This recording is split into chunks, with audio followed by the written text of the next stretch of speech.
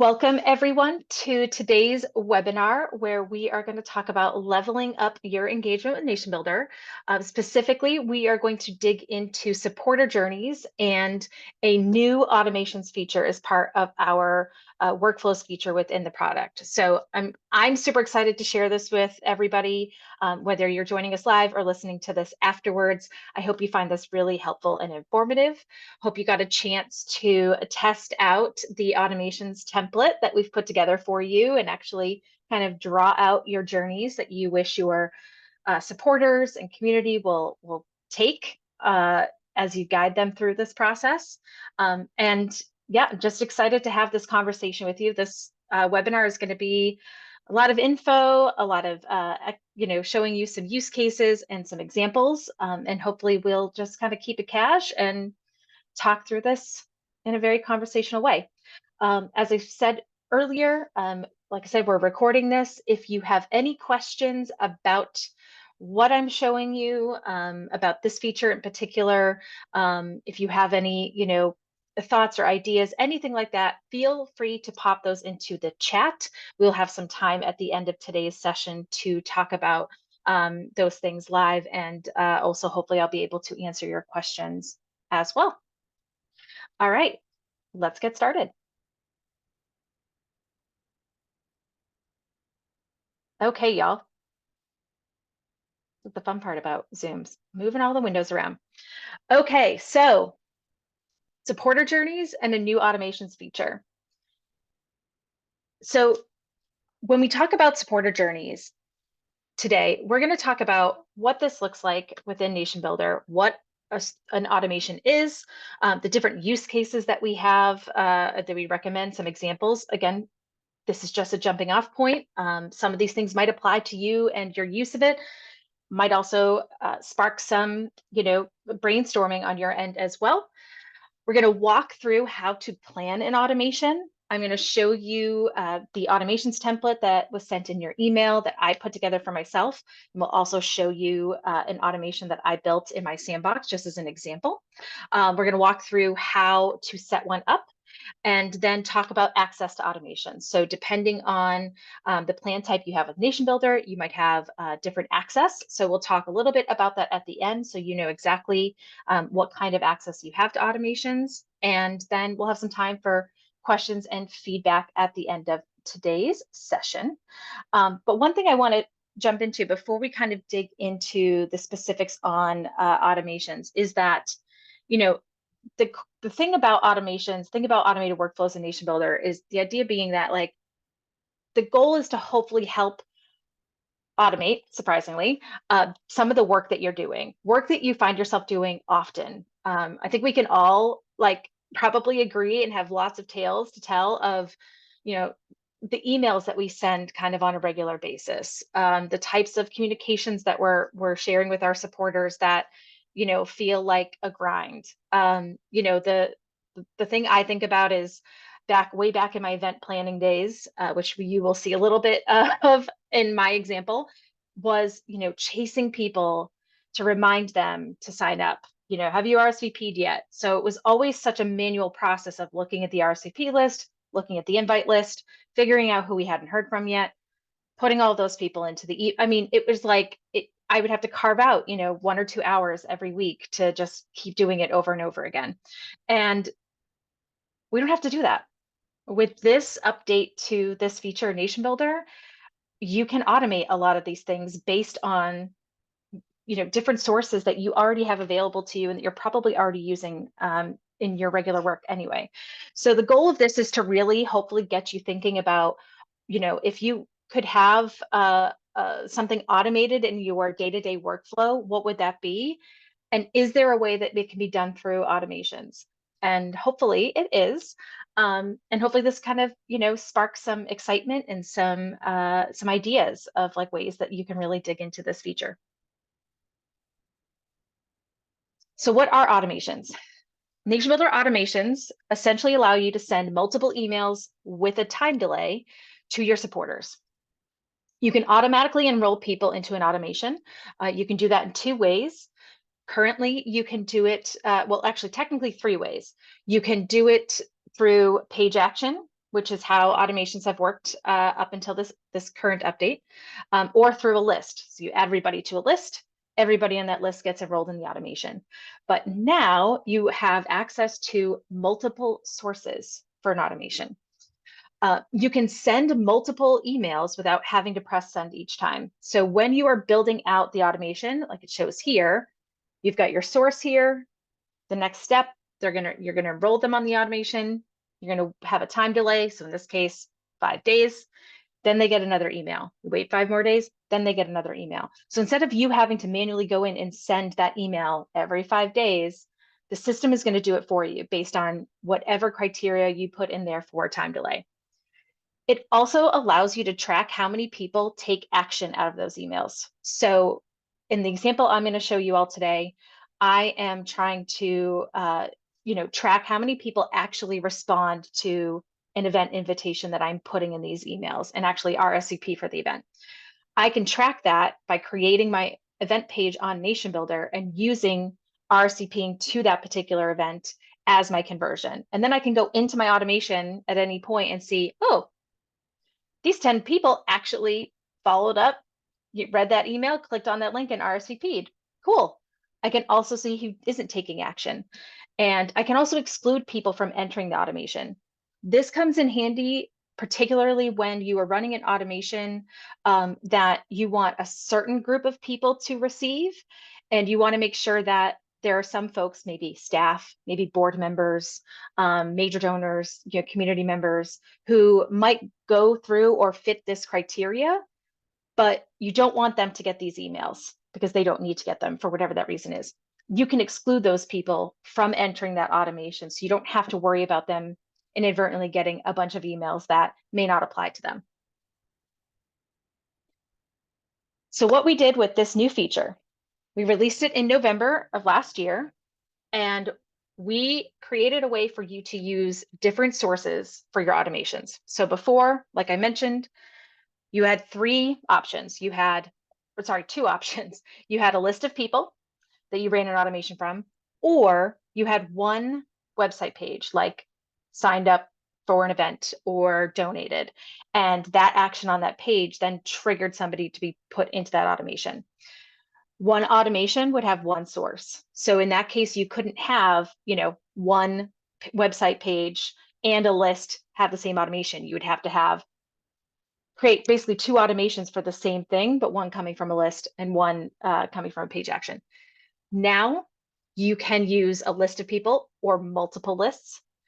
You can use a filter result from people, which is my personal favorite, or you can use one website page per automation as well. So you have a lot more flexibility with this update. You can still use it the way you're using it before. If you were happy running it based on lists or based on actions on a page, totally still doable. That feature hasn't changed at all. It's just that now you have access to even more sources to put folks onto an automation. All right, so now we're going to talk about some use case examples. Membership organizations. In this example, we've got Jenny. Jenny runs a membership organization. She's running an automation that sends 2 welcome emails over a 1-week period to every new member that joins. She chooses 2 sources to make sure that none of her members slip through the cracks. So her first source is a sign-up page on her website that collects new information, right? New folks are joining, they fill out that information. Cool, they get added to that automation. Her second source is a filter in her nation that identifies people who became members through direct mail outreach. So in this case, whether somebody signs up online and they capture that information, or somebody fills out a physical form and sends it back in, and there is a person at the organization that is manually entering that information. Once they do that and they're added to that filter, they will then also be run through the automation. This is a really great way, as noted, that you can make sure that nobody slips through the cracks, right? Everybody's getting the same experience on both sides, whether they do it digitally or virtually, or whether they're doing it manually or by mail. Another example, nonprofits. So Lucy here is looking to increase the total number of donations for her nonprofit. I think any of us in the nonprofit space, that is always an ongoing goal that we are all trying to achieve. So Lucy runs a thank you donation, sorry, a thank you automation that encourages first-time donors to give again.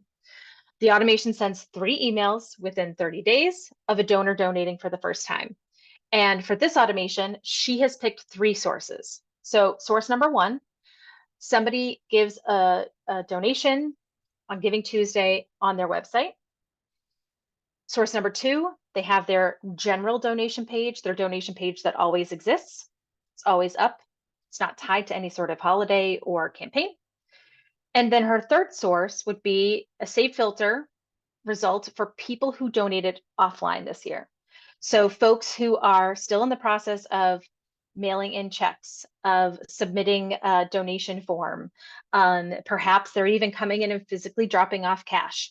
All of those offline donations, she wants to make sure that those folks are still getting the same experience. They're still getting a welcome, and they're still being encouraged to convert from being just first-time donors to long-time donors.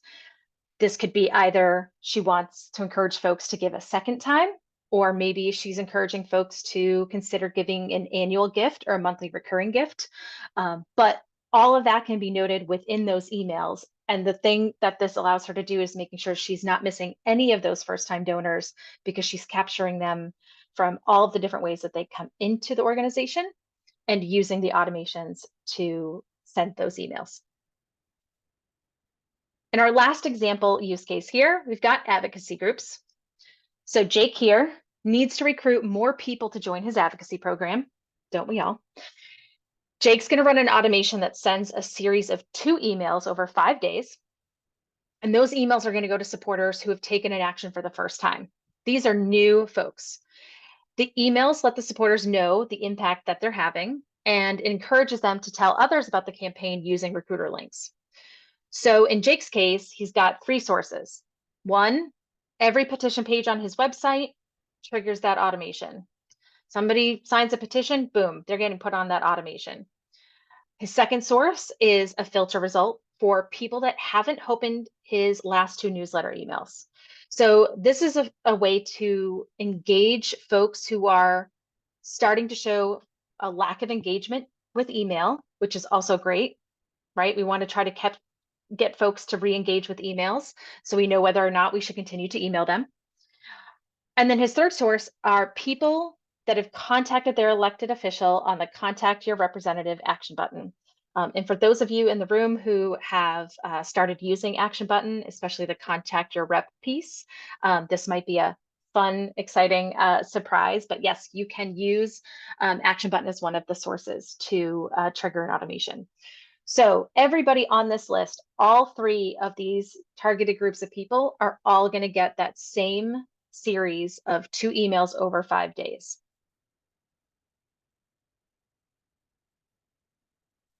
Okay, so now we've talked through some example use cases, and maybe y'all have, seen some of yourselves, of the work that you do, of the work your organization does in those cases. Now let's talk about how we are planning an automation. So what I would love for everybody to do, you don't have to do it live, you can just do it in the moment. Think of one example from your work where an automation might be useful. There probably is one. Maybe it's just welcoming new supporters. Maybe it's going a little bit deeper and using automations to reconnect with folks who haven't engaged in a long time. For those of you in the fundraising space, I think a lot about, how helpful automations can be when you are looking at folks who gave last year but not yet this year, or folks who have given it some year but not yet this year. How can you use automations to help automate that process so that you aren't having to export Excel spreadsheets and update information and chase all of those folks and resend emails and do them reactionary? How can you be proactive with automations?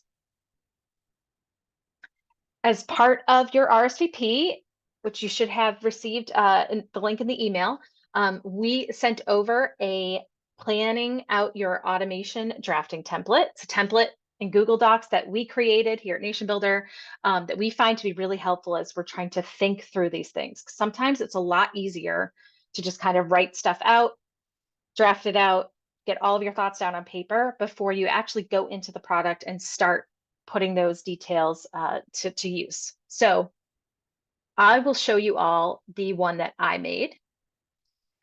So this is my template here. I named my automation name Welcome Series for new donors with an event invitation.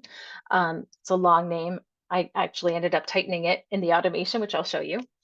And the description, the reason, the purpose of this is that I want all new donors to my organization. I want to welcome them first. And I also want to provide more information and invite them to our next event.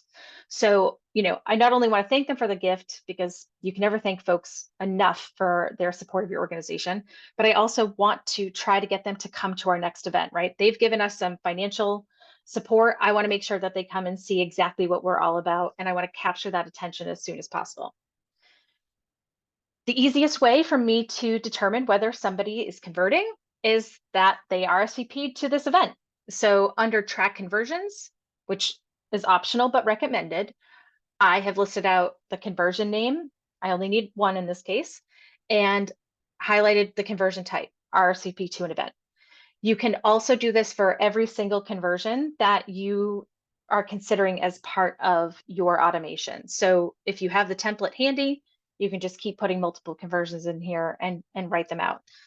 If you have multiple sign-up pages, multiple event pages, you can also put in all of the different slugs as well, which will be really helpful when we start to actually create the automation, because once you have a lot of pages, lose track of all those page slugs sometimes. You can also identify who you want to limit from enrolling in this automation. So I mentioned earlier that there is a way for you to make sure that folks that you don't want to get put into this automation are kept out of the automation. Limiting enrollments keeps certain people from entering your automation based on whatever your needs are. So in this case, I want to make sure that folks who donated before 2023, I don't want to get them into this automation. We've had them in a different automation. They've gotten their email invites. They're taken care of. What I really want to focus on is everybody who is a new donor that has given starting in 2023. I also want to make sure that my staff, who always sign up for every single event, often give on their own, I want to make sure that they don't get this email automation, because they don't need to. They're already signed up. They're already ready to go. We don't need to add more emails to their inboxes. And finally, I want to make sure that our board members aren't added to this automation. Again, they're probably coming to the event or they've RSVP'd already. I want to make sure that they just don't get all these extra emails. It kind of seems like we're not necessarily paying attention to what they're doing if we put them in send them a bunch of emails about something they already know.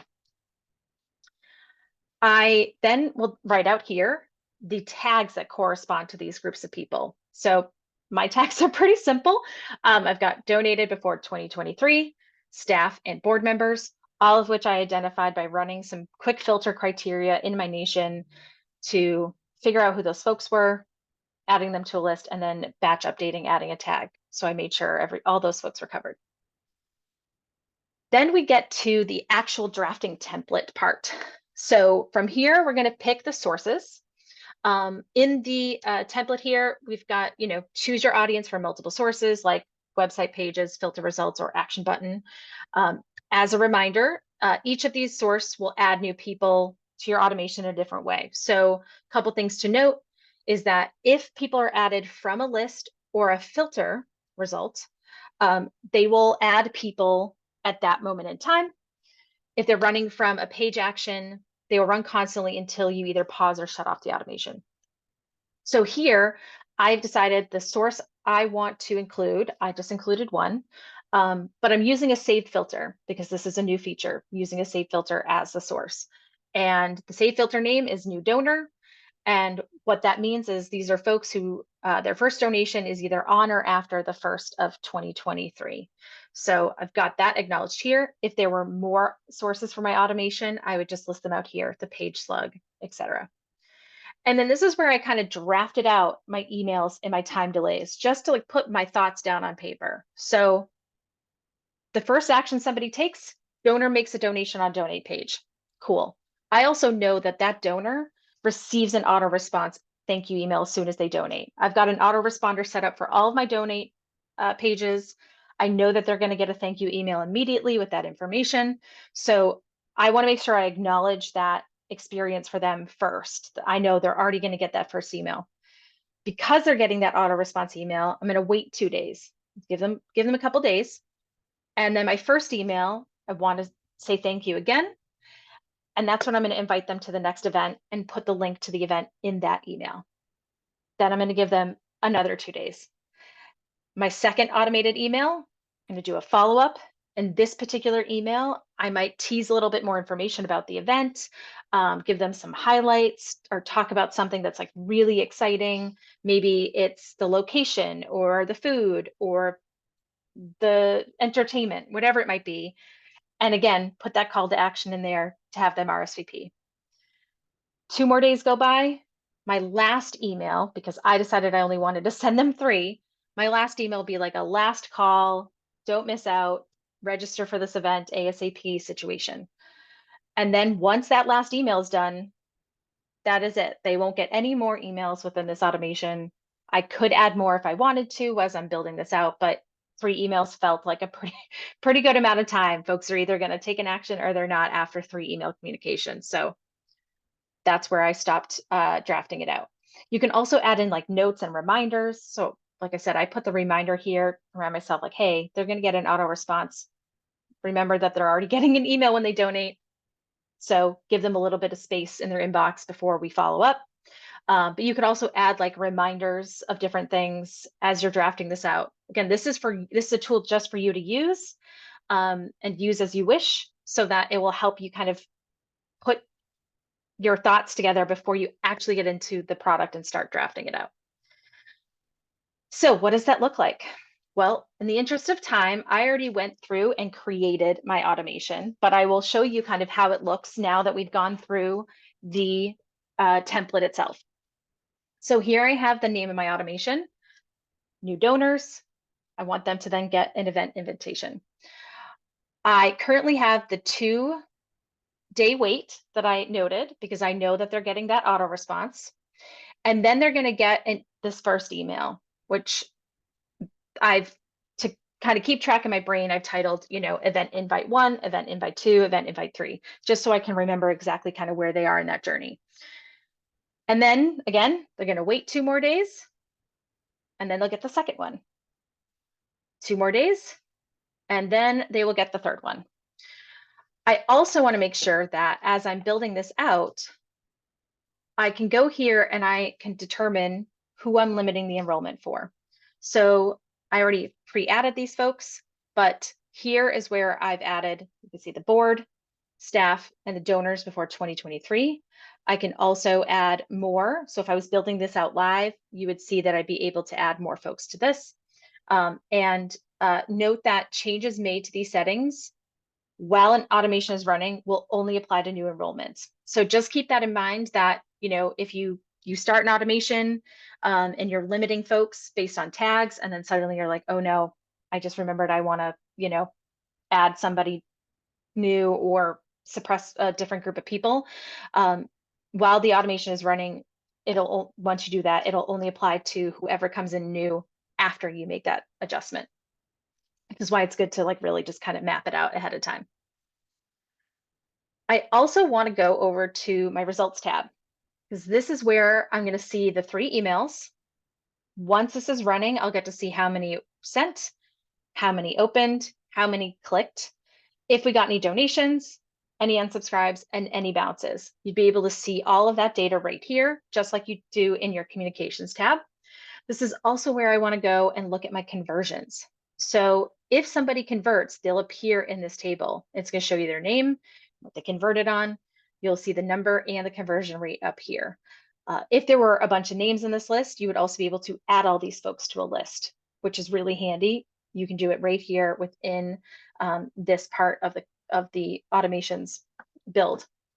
And then under settings is where I go to actually create my conversions. So currently I have the conversion name, the one that I needed, which was that these folks are RSVPing to my next event. I'm going to convert people when they RSVP to an event. You'll see here when you do the drop down that you've currently got 4 different types of conversions. These are the only types of conversions available right now. Becoming a member, making a donation, RSVPing to an event, or signing up on a sign up page. And I'm going to pick that specific event. So in this case, it's the next event, but maybe I have a lot of events coming up and I don't necessarily want them to come to a specific event. I just want them to come to an event. I don't necessarily have to specify what that event is, but I did here. And then I also, this part, I love this.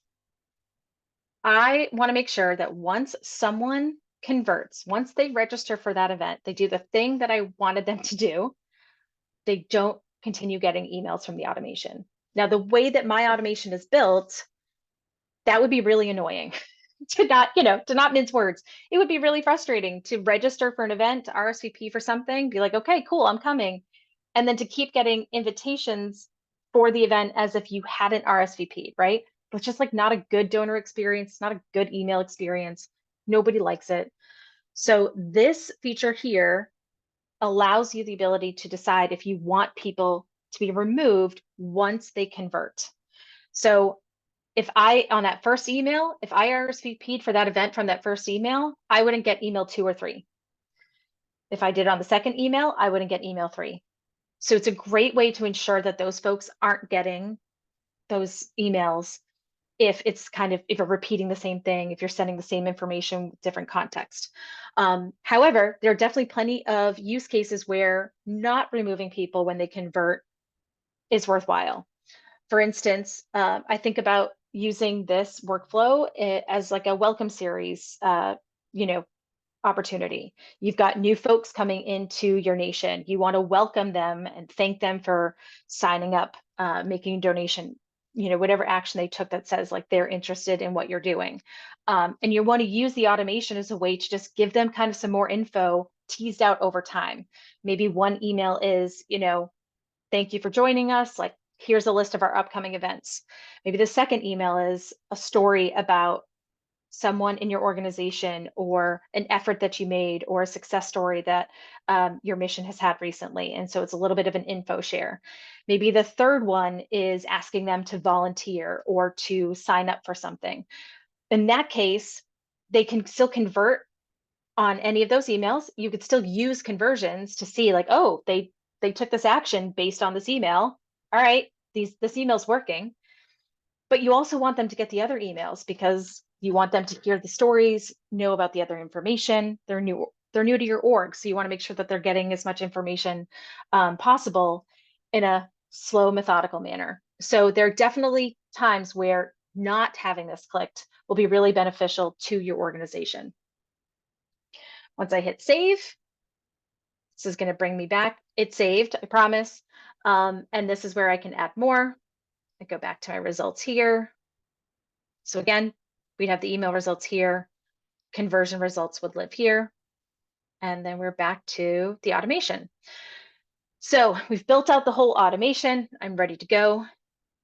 Obviously, it's telling me that no sources have been added to this automation. So I need to add a source.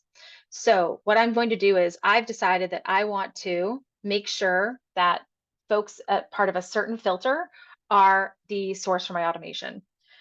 So I'm going to go to my People tab, and I am going to create the filter where someone is donated and their, let's see, I can find it.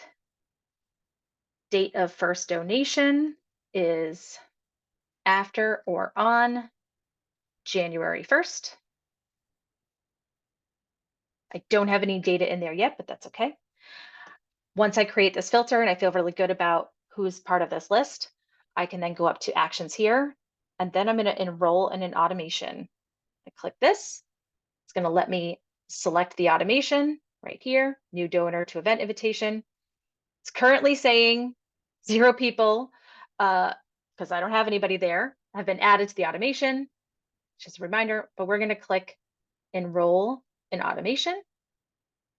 And now you can see here it's running. And if I go back to it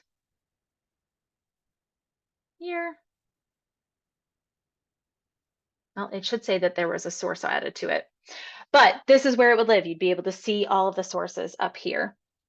This is also where you can come up and decide if you want to pause or end an automation. Pausing an automation will pause from any new emails going out. We will automatically end it after 30 days if you don't unpause it. And ending an automation, this will just stop it altogether. No more emails will be sent. You won't be able to restart it. So think about pausing before you end an automation in case you decide you want to come back to that automation.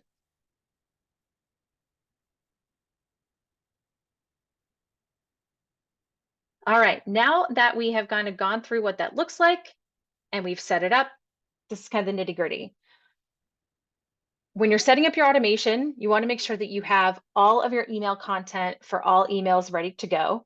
So it's a great way in tandem with your template to go through your email content as well of, what you're going to say, the links you're going to include, all of that as you build it out. So you don't have to do it live. You can copy and paste it.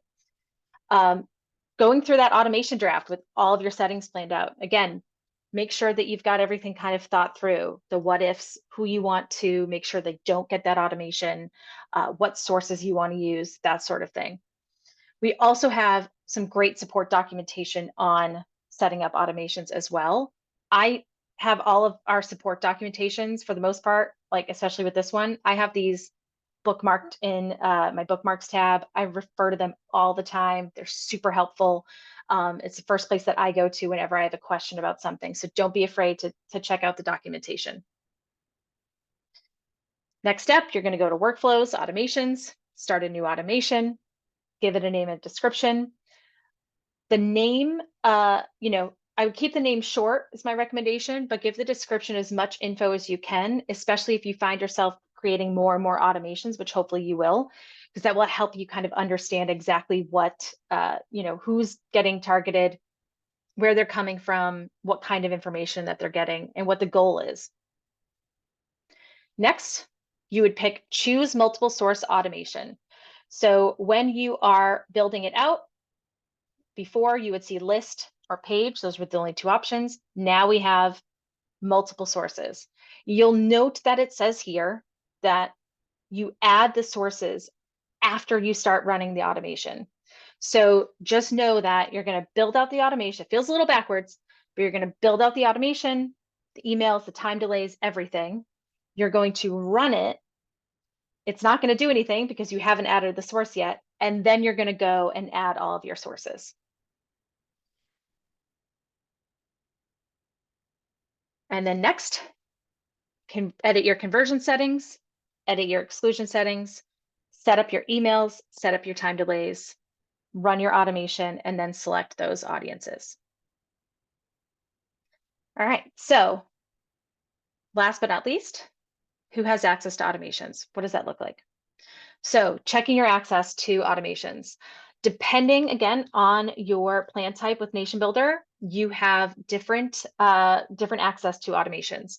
So for leader legacy folks, you would have to upgrade to founding leader. You can see that under your billing screen.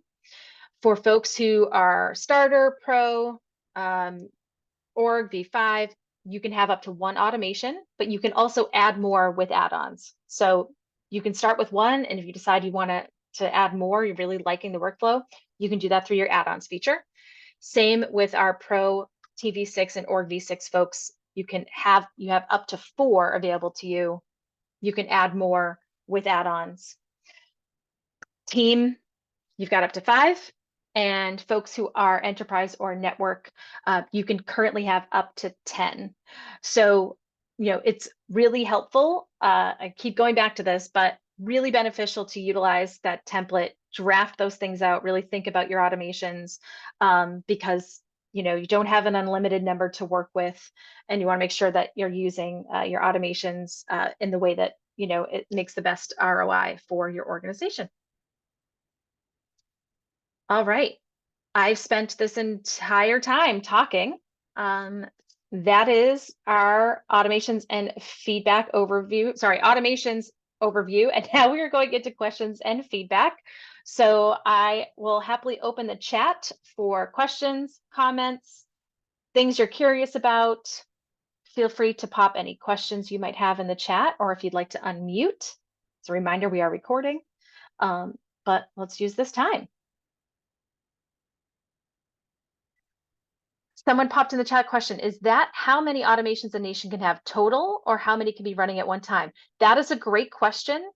I am not 100% sure, but I will find out. And as part of the follow-up email to today's session, I will make sure to put that answer in that email in case anybody else is wondering. That is a great question. I'm just not sure, but I'll find out for you all.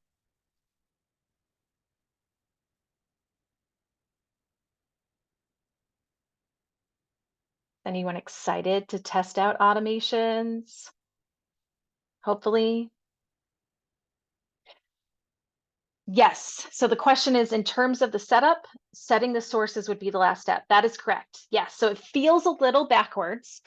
If you've used automations before this new update, the process was always you select the source first and then build out the automations, right? The source being the list or the page action. With multiple source automations, you actually flip that. You're going to build it out all first, all of your settings, all of your emails, conversions, etc.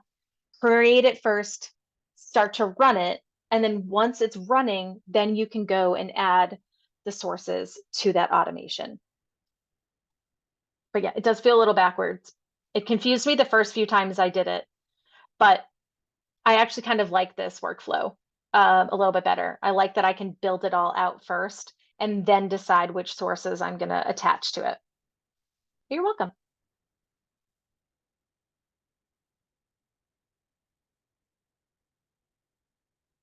Yeah, it does. It makes sense. It's kind of, yeah, it's a nicer way. I don't know. For me, it just is a nicer way to go through the workflow, because I really want to think about what I'm saying, who I'm saying it to, where I'm trying to guide them, right? Like what I want them to do, and then deciding, okay, how many different audiences can I have on this automation? Because that's the cool thing about multiple source automations. What I showed you is just based on, I picked a saved filter, but I could do a saved filter. I could then also add to that same automation, somebody taking an action on a page. The nice thing about it is there can be multiple places, like I showed at kind of the beginning of the webinar, there can be multiple places where those folks are coming in.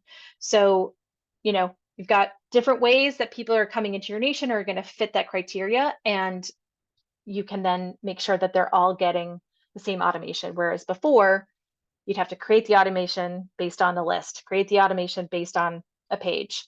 A lot of duplicate efforts.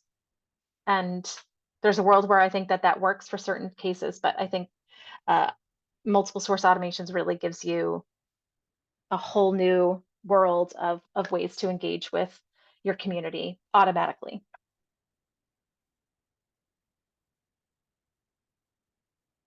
Are there any other questions?